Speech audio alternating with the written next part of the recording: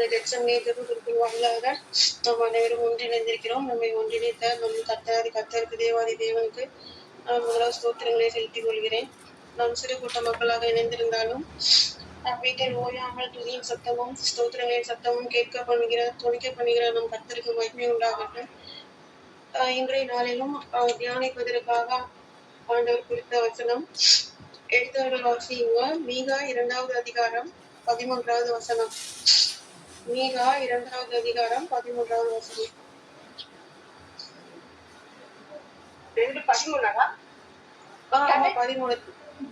அவர்களுக்கு முன்பாக நடந்து போகிறார். அவர்கள் தடைகளை நீக்கி வாசலால் உட்பிரவேசித்து கடந்து போவார்கள். அவர்கள் ராஜா அவர்களுக்கு முன்பாக போவார். கர்த்தர் அவர்கள் முன்னணியில் நடந்து போவார். ஆமென். ஆமென். ஆமென். ஒரு நிமிடம் இந்த வசனத்தை வைத்து நாம் ஜெபிக்கலாம்.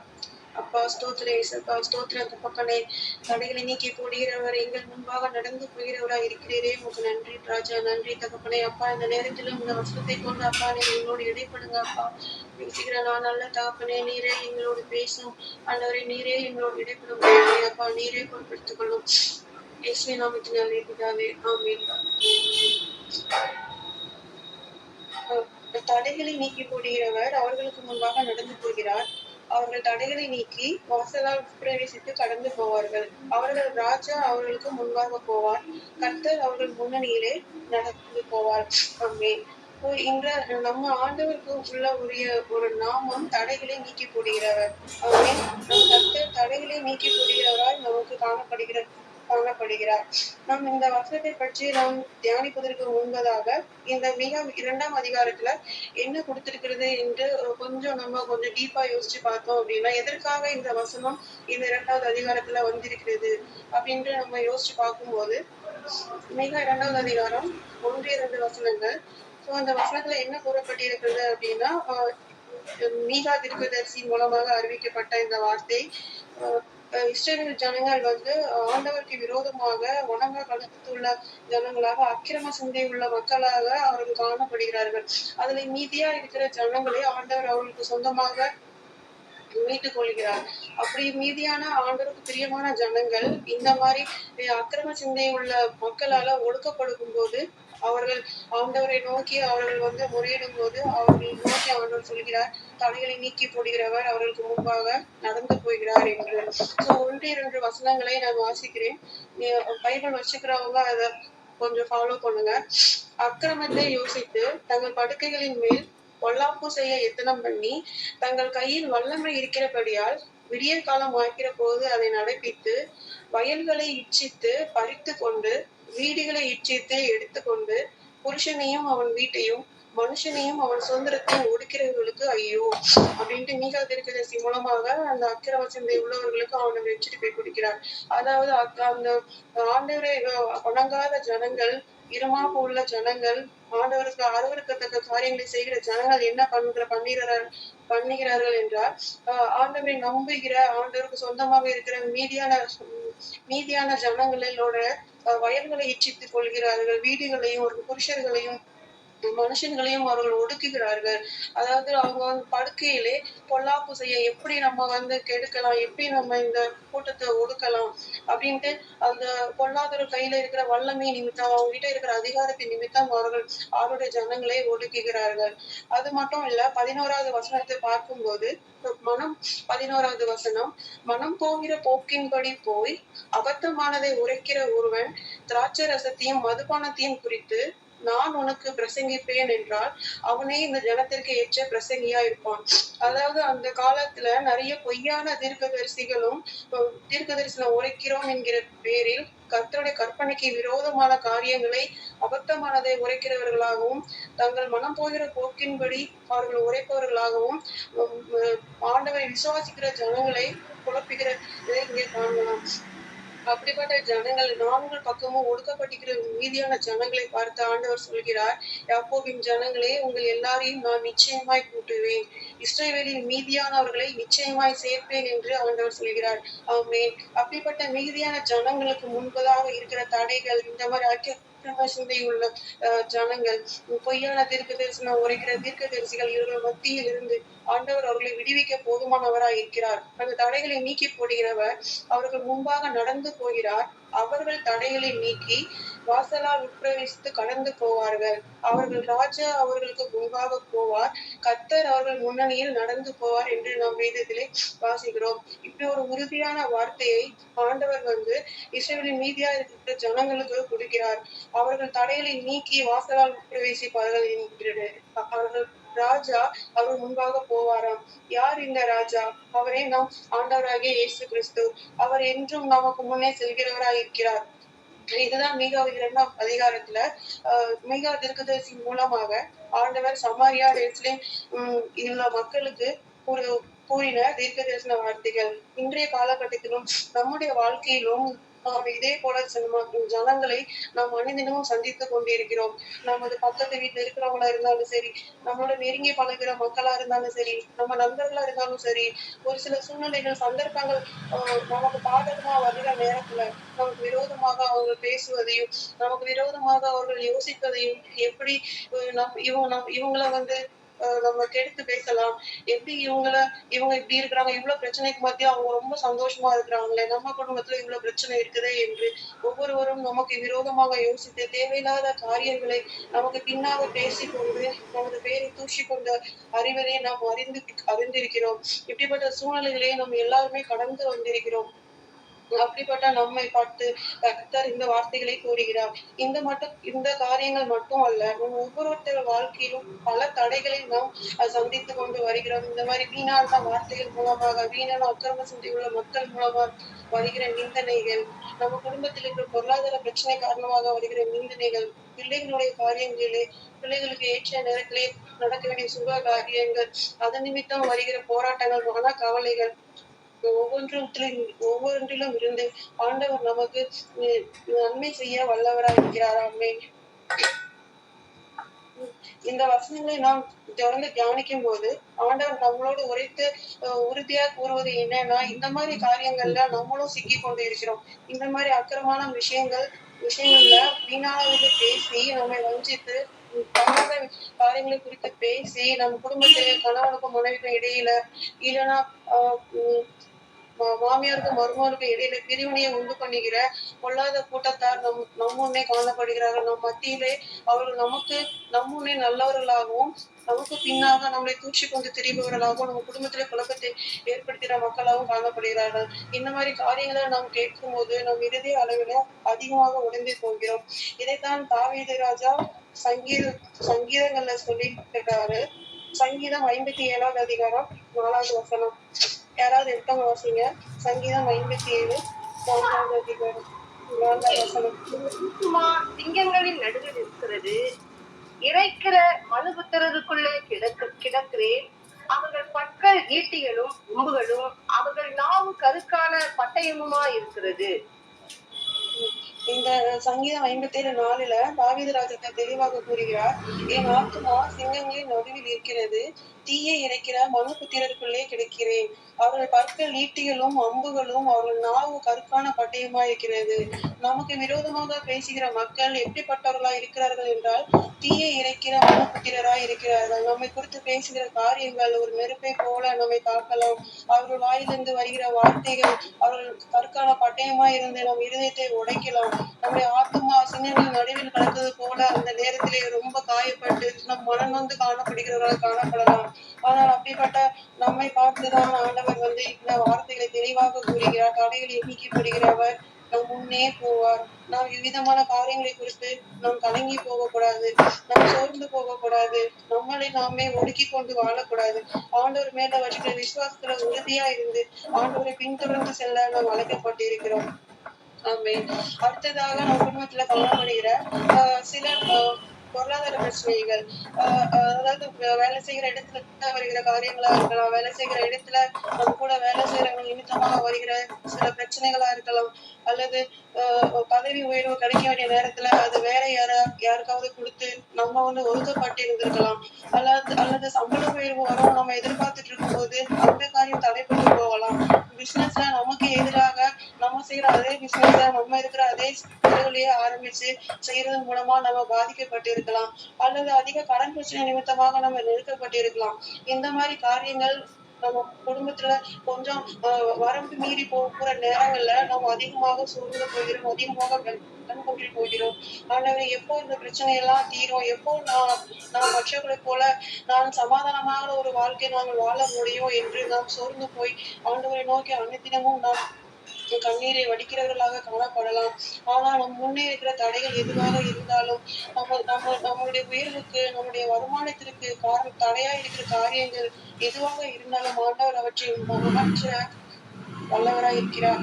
ஆனா நிறைய பேர் நம்ம யோசிக்கலாம், என்னோட குடும்பத்துல இருக்கிற பிரச்சனை எனக்கு மட்டும்தான் தெரியும், பேசுறவங்க ஈஸியா சொல்லிட்டு போயிடலாம் அப்படின்ட்டு. ஆனா அப்படி அல்ல, ஒவ்வொருவரையும் ஆண்டவர் கண்ணோக்கி பார்க்கிறார். ஒவ்வொரு குடும்பத்துல இருக்கிற காரியங்களை ஆண்டவர் சீர்தூக்கி பார்த்து கொண்டிருக்கிறார். அவர் பார்வைக்கு எதுவும் மறைவானதே இப்போது ஒன்றும் கிடையாது.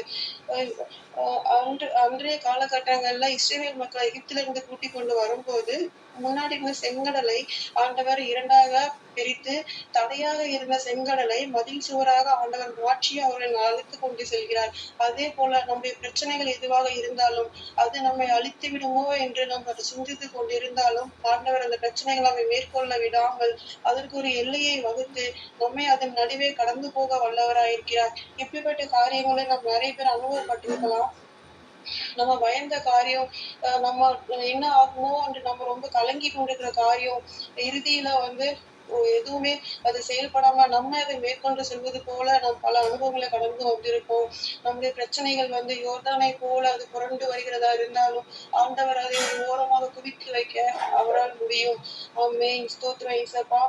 நீங்கள் காட்சியும் காண மாட்டீர்கள், மழையும் காண மாட்டீர்கள், ஆனாலும் நீங்களும் உங்கள் மிருக ஜீவனமும் பிடிக்கும்படிக்கு இந்த பள்ளத்தாக்கு தண்ணீரால் நிரப்பப்படும் என்று ஆண்டவர் நமக்கு 2 ராஜாக்கள் 3:17 வாக்கு உரைக்கிறார்.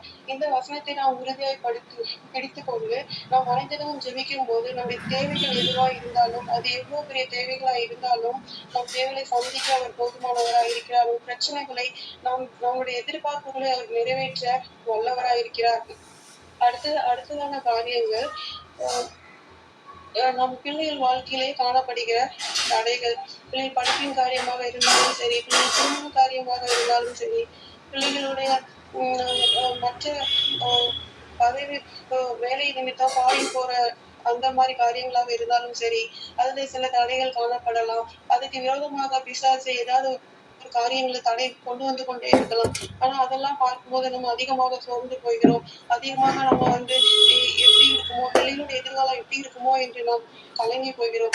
ஆனால் நம் தேவன் எல்லாவற்றையும் மாற்ற வல்லவராய் இருக்கிறார். அவர் எல்லா சூழ்நிலைகளையும் நமக்கு சாதகமாக்கி தர வல்லவர்.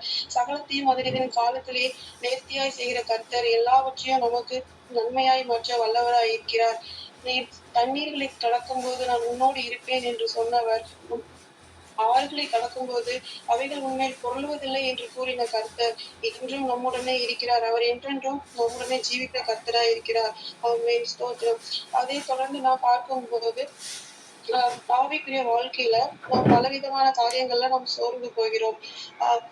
இந்த மாதிரி பல பிரச்சனைகள் நம்மை மேற்கொள்ளும் போது அடுத்தவங்க நம்மளை பற்றி பேசுகிற காரியங்கள், நம்முடைய பொருளாதாரத்துல ஏற்படுகிற பின்னடைவுகள், பிள்ளைகளோட காரியத்துல ஏற்படுகிற சோர்வுகள், இது ஒவ்வொன்றையும் நம்ம நினைச்சு பார்க்கும்போது நாம் அதிகமாக தனிமைக்கு உள்ளாகி நாம் அதிகமாக வேதனைப்படுவதை நாம் அறிந்திருக்கிறோம். சில நேரங்கள்ல நமக்கு தனிமையா எங்கேயாவது இருந்து அழலாம் போலன்னு கூட தோணும். என்னோட உணர்வுகளை புரிஞ்சுக்கொள்ள யாருமே இல்லையே அப்படிங்கிற மாதிரி கூட தோணும். அந்த மாதிரி நேரங்கள்ல நம்ம அதிகமாக செய்ய வேண்டியது நாம் ஜெபிக்கதான் வேணும். ஆனா அந்த மாதிரி நேரங்கள்ல நம்ம அதிகமாக சோர்ந்து போகிறோம். அதிகமாக நம்ம நாமே நாம் வெறுத்தே இது என்னடா லைஃப் அப்படிங்கிற அளவுக்கு நாமே யோசிச்சு கொண்டு இருக்கிறோம். ஆனால் அப்படி இருக்கவே கூடாது. ஜெபிக்க மறந்துடுறோம், வேதத்தை நேசிக்க மறந்துடுற வார்த்தைகளை அப்படியே வேதத்தை வாசித்தாலும் வார்த்தைகள் வாக்குத்தத்தங்கள் கிடைக்கும் போது, வசனங்கள் கிடைக்கும் போது, வசனம் எல்லாம் கிடைக்கிறது செய்து நம்ம லைஃப்ல எங்க இதெல்லாம் நடக்குது என்று நம்ம அந்த நெகட்டிவா திங்க் பண்ற மனிதர்களாக காணப்படுகிறோம். ஆனால் அப்படிப்பட்ட காரியங்கள் நம்மை விட்டு நாம் அகற்றுவோம் அப்படின்னு ஆண்டவர் விரும்புகிறார்.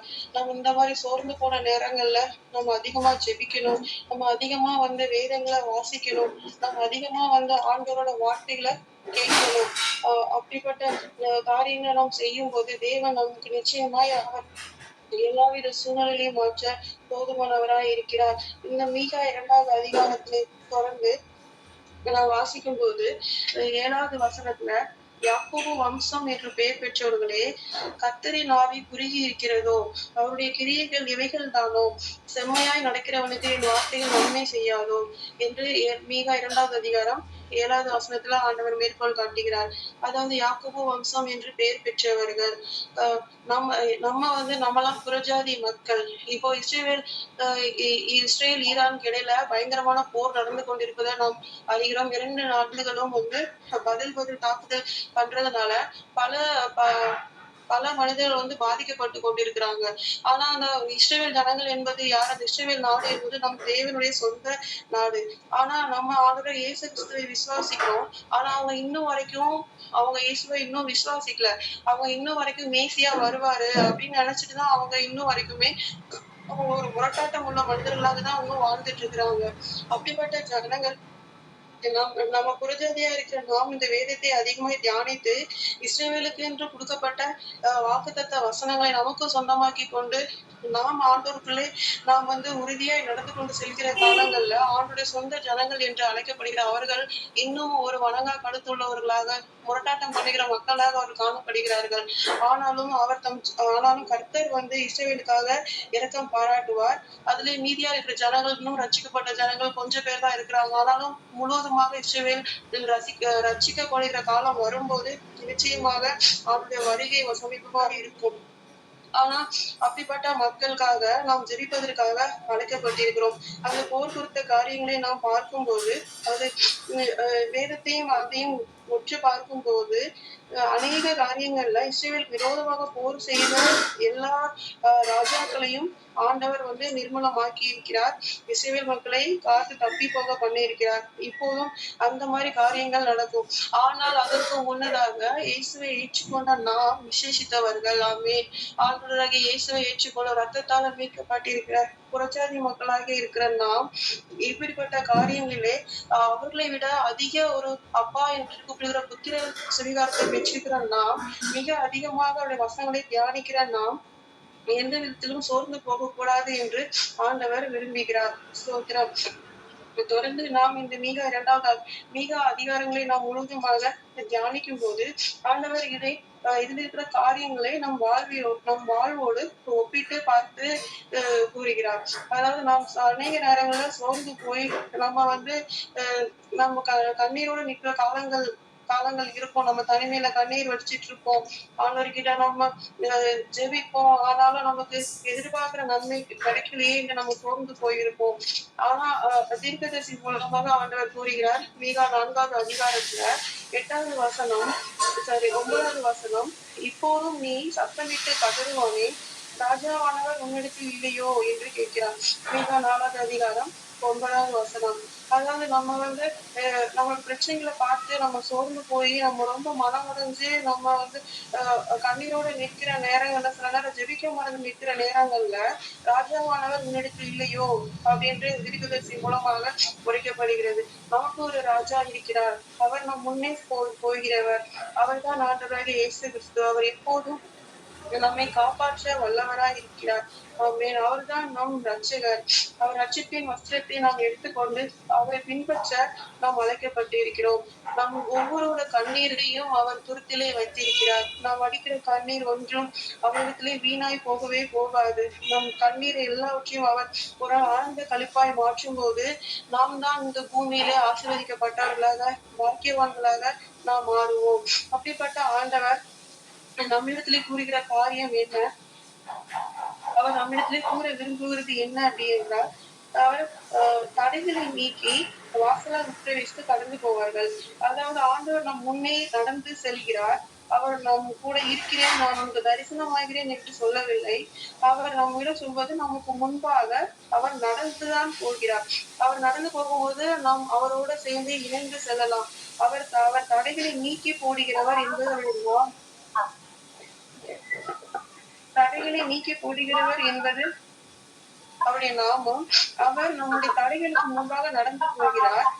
அவர்கள் தடைகளை நீக்கி, அதாவது நம்ம அந்த தடைகளை நீக்கி அவர் பின்னாக நாம் கடந்து செல்கிறோம். அப்படிப்பட்ட ஒரு வல்லமைகளை, அதாவது நம்ம பிரச்சனைகளை மேற்கொள்கிற வழிகளை அவர் நமக்கு உருவாக்கி கொடுத்த போதுமானவராய் இருக்கிறார். வாசலால் உட்பிரவேசித்து கடந்து போவார்கள். அது வாசலால் உட்பிரவேசித்து கடந்து போவார்கள் என்பது ஆண்டவருடைய பிள்ளைகள் என்று அழைக்கப்பட்டிருக்கிற நாம் செய்கிற காரியங்கள் எல்லாவற்றிலும் நாம் உண்மையா இருக்க வேண்டும். நாம் செய்கிற காரியங்கள், பார்க்கிற வேலைகள், செய்கிற பிசினஸ் எதுவா இருந்தாலும், அல்லது நம் குடும்பத்தினருக்கிடையே நாம் உண்மையுள்ளவர்களாய் இருக்க வேண்டும். பார்க்கிற வேலையில நம்ம உண்மையும் உத்தமமாய் பணி செய்ய அழைக்கப்பட்டிருக்கிறோம். நாம் செய்கிற வியாபாரம் கள்ளத்தராசாக இருக்கவே கூடாது. அதாவது குறுக்கு வழியில சம்பாதிக்கிற மனிதர்களாக ஆண்டவரால் அதாவது ரட்சிக்கப்பட்ட ஜனங்கள் இருக்கக்கூடாது. வாசலால் உட்பிரவேசிப்பார்கள் என்பது நேர்வழியாய் அவர்கள் நடத்தப்படுவார்கள். அவர்கள் நடந்து செல்ல வேண்டும் என்பதை ஆண்டவர் வாஞ்சிக்கிறார். நாமும் கூட நாம் ஆண்டவரை அறிந்து கொண்டிருக்கிறோம். அவரிடம் அறிந்து ஜெபிக்கிறோம். பிரச்சனைகளை அவரிடம் முன்வைக்கிறோம். நம்முடைய காரியங்களை அவரிடம் தெரிவிக்கிறோம். ஆனால் நம்முடைய காரியங்கள் ஒருவேளை கவர்மெண்ட்ல உயர் பதவியில இருக்கிறவங்களா இருக்கலாம், இல்லைன்னா வேற ஏதாவது ஒரு காரியங்களா நல்ல ஒரு பதவியில இருக்கிறவங்களா இருக்கலாம். ஆனா நம்ம நேர்மையா நம்முடைய வேலையை செய்யறதுக்கு அழைக்கப்பட்டிருக்கிறோம். குறுக்கு வழியில, அதாவது தவறான வழியில நம்ம ஆதாயம் தேடுகிறவர்களா காணப்படக்கூடாது. நம்ம ஆண்டவருக்குள்ள நேர்மையாய் நமக்கு கொடுத்திருக்கிற பணியிலே உண்மையும் உத்தமமாய் செய்யும் போது அவர் நிச்சயம் நம்மை நீதியின் பாதையிலே நம்மை அழைத்து செல்வார். மேலும் பார்க்கும்போது நம் குடும்பத்திற்குள்ளே கணவன் மனைவிக்குள்ளே உண்மையா இருக்க வேண்டும். ஒரு தாய் தகப்பனுக்கு உண்மையா இருக்க வேண்டும். உடன் பிறந்தவர்களுக்கு நான் உண்மையா இருக்க வேண்டும். ஆனா இப்போ இருக்கிற காலகட்டங்கள்ல இந்த மாதிரி காரியங்கள் எல்லார் குடும்பத்திலையும் அந்த அளவுக்கு எல்லாரும் உண்மையா இருக்கிறாங்களா என்று சொல்ல முடியாது. ஆனா நம்ம அப்படிதான் இருக்கணும். நம்ம ஆண்டவருடைய பிள்ளைகள். அவர் ஒருபோதும் பொய்யுரையாத தேவன். அவர் உண்மையுள்ள தேவன். அவர் எல்லாவற்றையும் ஒரு நாள் வெளியரங்கமாக்குவார். அப்போது நம்முடைய இருதயத்திலே நாம் எந்தவித ஒரு மாசும் எந்தவித பாவ உணர்ச்சியும் இல்லாதவர்களை, கரைதிரை இல்லாதவர்களை காணப்படும் போதுதான் அவரோடு நாம் அழைத்து செல்லப்படுவோம். அப்படிப்பட்ட நாம் வாசலால் உட்பிரவேசித்து கடந்து போகிறவர்களுக்கு தகுதி உள்ளவர்களாய் நாம் காணப்பட வேண்டும். நம்முடைய காரியங்கள், நாம் செய்கிற வேலைகள் எதுவா இருந்தாலும் அது அநியாயத்துக்கு வந்த வருமானமாக இருக்கக்கூடாது. அது பிற மக்களை வஞ்சித்து வருகிற வருமானமாக இருக்கக்கூடாது. நம்ம செய்கிற வேலையிலே கொடுத்திருக்கிற வேலையை சரிவர செய்யாமல் நம்ம வாழ்கிற ஊதியமாக இருக்கக்கூடாது. நம்ம காரியங்கள் எல்லாமே ஆண்டவருக்கு முன்பாக உண்மையும் செம்மையுமாக இருக்க வேண்டும். அப்படிப்பட்ட மக்களை தான் ஆண்டவர் வாசல் வழியாய் உட்பிரவேசித்து அழைத்து செல்கிறார். அப்படிப்பட்ட மக்கள் முன்பாக அவர்கள் ராஜா அவர்களுக்கு முன்பாக போவார். பழைய ஏற்பாடுல அநேக இடங்கள்ல கர்த்தருடைய தூதனானவர் அப்படின்னு போட்டிருப்போம். அந்த கர்த்தருடைய தூதனானவர் அப்படிங்கிற வருகிற இடங்களில் எல்லாமே கர்த்தருடைய தூதனானவர் நமக்கு அந்த குறிப்பிட்ட எந்த ஒரு சம்பவத்துல அந்த தூதனானவர் இடைப்படுகிறாரோ அவருக்கு முன்பாக செல்கிறவராக தான் காணப்படுவார். கர்த்தருடைய தூதனானவர் என்பது ஆண்டவராகிய இயேசு கிறிஸ்து என்பது நம்ம அனைவரும் அறிந்த காரியங்கள் தான். அப்போ நம்ம ஆண்டவராகிய இயேசு கிறிஸ்து நமக்கு முன்னே செல்கிறவராக இருக்கிறார். அப்ப அவர் முன்னே மட்டும்தான் செல்வாரா அப்படின்னு கேட்டா, அவர் எல்லா பக்கமும் இருந்து நம்மை பாதுகாக்க அவர் வல்லவர். கர்த்தர் முன்னே போகிறவர். அவர் நம் பிறகே நம்மை காக்க வல்லவராய் இருக்கிறார். அப்போ நம்முடைய கர்த்தர் இந்த சகல வல்லமையும் பொருந்திய கர்த்தர். அவர் நம் முன்னே போகிற கர்த்தர். அவர் ராஜாவுக்கு முன்னாக போவார். கர்த்தர் அவர் முன்னணியில் நடந்து போவார். அதாவது இஸ்ரவேல் ஜனங்களை அழைத்து கொண்டு வரும்போது பகலில் மேக ஸ்தம்பமாகவும் இரவில் அக்னி ஸ்தம்பமாகவும் இருந்து அவர்களை வழிநடத்தின தேவன் செங்கடலை பிளந்து செல்லும் போது முன்னாடி அக்னி ஸ்தம்பமாக முன்னே சென்ற கர்த்தருடைய தூதனானவர் இஸ்ரவேல் ஜனங்களுக்கு பின்னாக இஸ்ரவேல் ஜனங்களையும் பார்வோனையும் இரண்டாக பிரித்து, அதாவது பகல் இரவு போல அவர்கள் ஒன்றோடு ஒன்று சேராத அளவுக்கு பிரிக்கிற காரியங்கள்ல கர்த்தருடைய தூதனானவர் அந்த சம்பவத்துல பின்னாக நிற்பதை நாம் வாசிக்கிறோம்.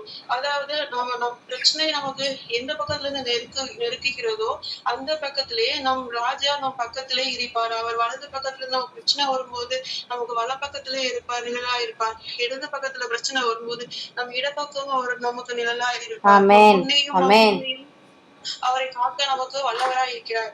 அப்படிப்பட்ட தேவன் நம்மை மீட்டு கொண்டது, நம்மை அவருக்கு சொந்தமாக எடுத்துக்கொண்டது எத்தனை பெரிய காரியம். கர்த்தர் அவர்கள் முன்னணியில நடந்து போவார் என்று நாம் இந்த வசனத்தின் இறுதி பகுதியில் நாம் வாசிக்கிறோம்.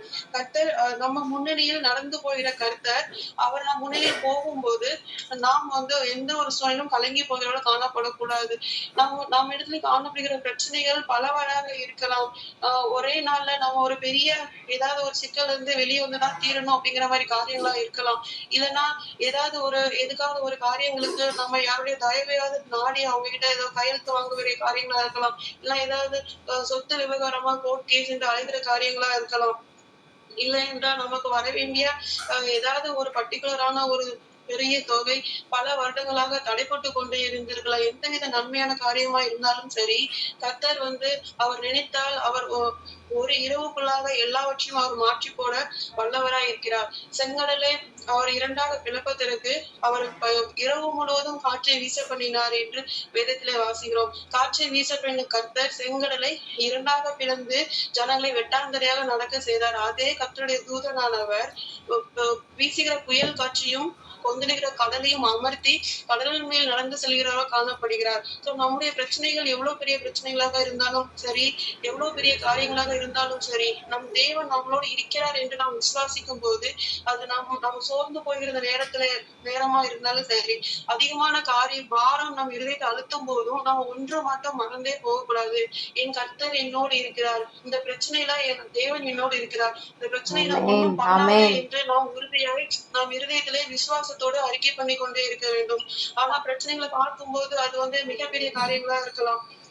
ஆனாலும் நம் இருதயம் நம்ம கிட்ட சொல்லுகிற காரியம் நீ அவ்வளவுதான் அப்படின்னு நம்ம அது வந்து சொல்வதற்கு நாம் இடம் ஒருபோதும் கொடுக்கவே கூடாது. ஆண்டவர் என் கூட இருக்கிறார், இந்த பிரச்சனை எவ்வளவோ பிரச்சனை பார்த்துட்டோம், இதையும் நம்ம சமாளிக்கலாம், நிச்சயம் ஆண்டவர் கைவிட மாட்டார் என்று நம் இருதயத்திலே உறுதியா விசுவாசிக்கும் போது ஆண்டவர் நிச்சயம் வந்து நம்மை ஒருபோதும் யாரிடமும் அவர் விட்டு கொடுக்கவே மாட்டார், நம்மை நிச்சயம் நடத்தி செல்வார். ஆனா அது வந்து எடுத்த உடனே நமக்கு அது ஒரு சக்சஸ்ஃபுல்லான லைஃப்ல கொண்டு போய் செட் பண்ணிட முடியும் அப்படிங்கிற காரியம் அல்ல. நமக்கு குறித்திருக்கிற காலம் வரும் வரைக்கும் நமக்கு நம்முடைய வாழ்க்கையில ஏற்ற காலத்திலே மழை பெய்ய பண்ணும் வரைக்கும் ஆண்டவர் நம்முடைய பிரச்சனைகள் மத்தியிலே நம்ம அழைத்து செல்கிற கர்த்தராக அவர் காணப்படுகிறார்.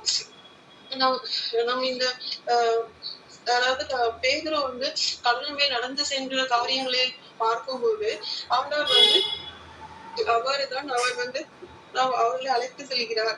அதாவது அந்த கடல் கொந்தளிப்பை அமர்த்துகிற காரியமா இருந்தாலும் சரி, பேதுரு தண்ணீரின் மேல் நடந்து செல்லும் போது அவன் பயந்து அது அமிழ்ந்து போகிற சூழ்நிலையில ஆண்டவர் கைதூக்கி எடுத்த காரியமா இருந்தாலும் சரி, தேவன் வந்து நாம் ஒவ்வொருவர் கூடயும் நாம் அப்படிப்பட்ட காரியங்களை தான் அப்படிப்பட்ட வேலைகளில் தான் நம்மோடு அவர் இடைப்படுகிறார். அதாவது நம்ம வந்து இந்த மாதிரி காரியங்கள்ல அதிகமா வேத வசனங்களை தியானிக்கணும், அதிகமா வேத வசனங்களை நம்ம வந்து வாசிக்கணும். சில நேரங்கள்ல நம்மளோட பிரச்சனைகள் வந்து வேதத்தை வாசிப்பதற்கே தோணாது. பைபிளை எடுத்து கையில வச்சு நம்ம அப்படி புரட்டி பார்த்துட்டு இருந்தாலும் எந்த அதிகாரத்தை எடுத்து வாசிக்க அப்படின்ட்டு நம்ம இறுதியா வந்து பாரமா இருக்கிறதால குழப்பமா இருக்கும். ஆனா அப்படிப்பட்ட நேரங்கள்ல கூட நம்ம வேதத்தை புரட்டி பார்த்து கொண்டிருக்கும் ஏதாவது ஒரு வசனத்தின் மூலமாக ஆண்டவர் இடைப்பட்டு அந்த அதிகாரத்தை நம்ம தொடர்ந்து வாசிக்க செய்வார். அப்படி வாசிக்கும் போது நம்ம மூழ்கி போயிருவோம் அப்படின்னு நம்ம இருந்தையும் நம்ம கிட்ட சொல்லிட்டு இருக்கும்போது நம்ம வாசிக்கிற அந்த வார்த்தைகள் மூலமாக அவர் நம்மை தூக்கி நிறுத்துவார். அவர் நம்முடைய பிரச்சனைகளுக்கு மத்தியில அவர் நம்ம எப்போதும் காப்பாற்றுகிறவராக நம்மை தூக்கி நிறுத்த வல்லவராக காணப்படுகிறார். அதே போல நம்முடைய தடைகள் வந்து எப்பேற்பட்ட தடைகளாக இருந்தாலும் சரி, அவை நம்மை நிர்மூலமாக்க அவர் இதுவரைக்கும் எதற்குமே அனுமதித்ததே இல்லை. நாம் நிற்பது நிர்மூலமாகாமல் இருப்பதும் நம் கிருபை. ஆமென். இதுவரை நம்மை நடத்தின கர்த்தர் நம்ம முதிர் வயது வரைக்கும் நம்மை நடத்துகிறவராய் காணப்படுகிறார். நிறைய நேரங்கள்ல ஒரு சில ஸ்டேஜ் தாண்டும் போது 45 வயசுக்கு மேல 50 வயசு மேல போகும்போது நிறைய பலவீனங்கள் நம்மை தாக்குவதே நம்ம அறிந்திருக்கிறோம். சரீர பலவீனப்படலாம், நிறைய வியாதிகள் இப்போ நம்ம பார்க்கிறோம். அந்த மாதிரி வியாதிகள்ல நம்ம வந்து பாதிக்கப்படும் போது நம்ம அந்த நேரத்துல ஒரு சிலர் வந்து ரொம்ப சோர்ந்து போயிடுறாங்க. ஐயோ எனக்கு இந்த வியாதி வந்துருச்சு, வயசான காலத்துல எப்படி இருக்குமோ, இன்னும் வருகிற காலத்துல என்னுடைய இறுதி காலங்கள்லாம் எப்படி இருக்குமோ அப்படின்ட்டு நம்ம ரொம்ப சோர்ந்து போகிறவர்களாக காணப்படுகிறோம். ஆனா பவுலுக்கு அவர் பரிசுத்த பவுலுக்கு ஆண்டவர் என்ன சொல்லியிருக்கிறார் அப்படின்றால், என் கிருபை உனக்கு போதும், பலவீனத்திலே என் பலம் பூரணமாய் விளங்கும் என்று கூறியிருக்கிறார். அதாவது நாம் கர்த்தர் வந்து சுகமளிக்கிற கர்த்தர் தான், வியாதியை நீக்குகிற கர்த்தர் தான். ஆனாலும் அதே நேரத்தில் அந்த வியாதியோடு கூட அது நம்ம மேற்கொள்ள விடாமல் நம்முடைய வாழ்வின் இறுதி மட்டும் நம் மரண பரியந்தம் நம்மளை அவர் நடத்தி செல்ல வல்லவராயிருக்கிறார். ஒரு சின்ன ஒரு காரியத்தை சொல்லிக்கிறேன். எங்க வீட்ல நான் பிறக்கறதுக்கு முன்னாடியே எங்க அப்பா ஹார்ட் பேஷண்ட் ஆயிட்டாங்க அப்படின்னு ஹார்ட் பேஷண்ட் ஆயிட்டாங்க. நான் பிறக்கறதுக்கு 3 வருஷத்துக்கு முன்னாடி. அப்போ வந்து அந்த அளவுக்கு மெடிசின் ஃபெசிலிட்டி இல்லாத காலகட்டம். பைபாஸ் சர்ஜரி கூட அந்த டைம்ல கிடையாது. அதுக்கு பின் வந்த வருஷங்கள்ல தான் அது வந்து வந்தது அப்படின்ட்டு சொல்லியிருக்கிறாங்க. அப்போ அந்த டைம்ல ஹார்ட் பேஷண்டா இருந்த எங்க அப்பா அதுல இருந்தே டேப்லெட்ஸ் எடுத்துட்டே தான் இருந்திருக்காங்க. ஆனா நிறைய நேரங்கள்ல அடிக்கடி நான் வளர ஆரம்பிச்ச காலங்களையே அடிக்கடி இந்த ஹார்ட் அட்டாக் வரும். 3 times 4 times 5 times heart attack ஒவ்வொரு டைமும் வந்து எங்க அம்மா ரொம்ப அப்பெல்லாம் நான் அந்த அளவுக்கு ஒன்றும் தெரியாது, அந்த அளவுக்கு யோசிக்கிற அளவுக்கு விவரம் இல்லை. ஆனா எங்க அம்மா ரொம்ப அழுது ஜெபிச்சுட்டே இருப்பாங்க ஒவ்வொரு டைமும் சிக்காம போதும். ஆனா அந்த நான் பிறக்கிறதுக்கு முன்னாடி ஏற்பட்ட பலகீனம் என்னோட திருமணம் முடிந்து என்னோட 2 பிள்ளைகளையும் காண வைத்து இப்பதான் 2020 தான் எங்க அப்பா வந்து கத்தருக்குள்ளத்துல இணைந்தார்கள். அதாவது இதுல நான் என்ன சொல்ல வருகிறேன்னா, ஒரு சிலருக்கு சுகர், அப்புறம் கை கால் மூட்டு வலி, அந்த மாதிரி ஏதாவது ஒரு பலகீனங்கள், ஹார்ட் பேஷண்ட் ஏதாவது ஒரு பலகீனங்கள் இருக்கும். ஆனா நம்ம வேதத்துல வாசிக்கிறோம், சுகம் அளிக்கிறான்னு வாசிக்கிறோமே.